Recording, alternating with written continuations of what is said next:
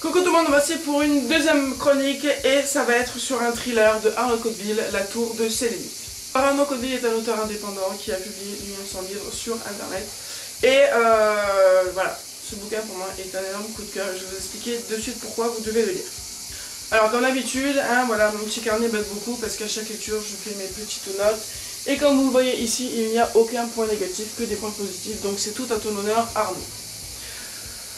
Alors, premier point que j'ai relevé et qui m'a plu, qui m'a changé de mes lectures habituelles, c'est que ces personnages sont des adultes, 40 ans et plus. Ce sont des professeurs dans une université qui vont faire une expédition dans une tour, dans un phare au nord de la France qui va se révéler totalement affreuse, hideuse, écœurante, tout ce que vous voulez, dans le domaine de l'horreur. Donc pour la petite histoire, ça va être Adèle Blanchard, professeur de littérature, qui a 2 enfants, il s'est séparé de sa femme et on lui propose un poste de prof de littérature à l'université de Lille. Et il va y faire rencontre de plusieurs professeurs. L'un d'eux va avoir l'idée fabuleuse de restaurer un phare qui paraît hanté, au beau milieu de la mer, perdu vraiment, il n'y a rien. Soit on y va par bateau, soit on y va par nage, mais c'est pas conseillé.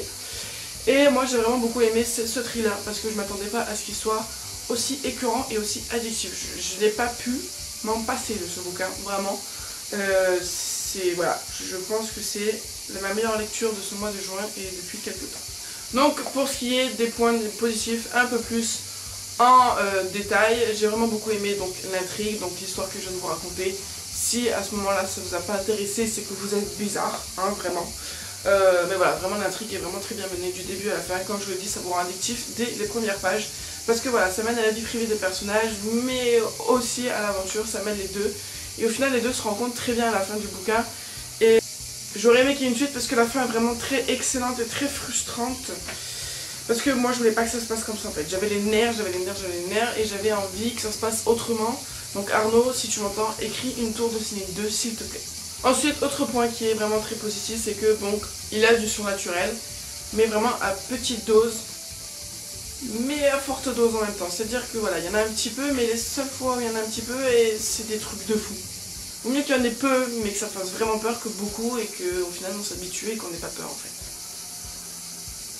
Ensuite évidemment, quand vous voyez la phare, c'est sûr que c'était un lieu propice à la peur en fait.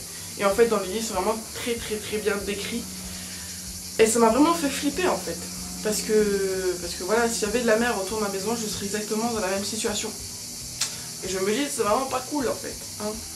Ensuite, donc comme je vous l'ai dit, la vie privée des personnages est vraiment très réaliste. Donc voilà, ce côté réaliste et ce côté présent de la vie privée des personnages, en fait, ça donne vraiment un côté, je vais le dire encore une fois, mais réaliste. Voilà, il vaut mieux un livre qui soit réaliste, encore une fois, qu'un livre qui sort de l'ordinaire, qui vous emmène un peu partout. Voilà, avoir des livres qui vous accrochent les pieds sur terre tout en vous amenant un peu plus haut, c'est vraiment très bien.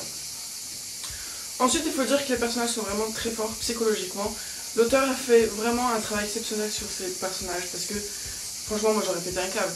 Toute personne normalement constituée aurait pété un câble et se serait enfuie, voire se faire bouffer par un requin au lieu de rester dans ce phare totalement abominable. Et tellement l'univers est très bien expliqué et exploré, et ben on a peur tout le long du livre. C'est insoutenable cette peur en fait. Cette peur, cette crainte, je sais pas, c'est vraiment très bizarre comme sentiment. On est oppressé, on est là, on sait pas trop si on veut continuer à lire, mais on veut quand même savoir ce qui va se passer. Donc voilà, c'est vraiment très bien fourni en détail, très bien formé au niveau psychologique des personnages. Voilà, ils sont vraiment très forts eux, parce que j'aurais pas tenu la moitié de ce que eux ils ont tenu dans le phare. Alors ça m'énerve parce que j'ai écrit quelques trucs dans mes notes, mais c'est intéressant à dire, mais c'est des spoilers en fait.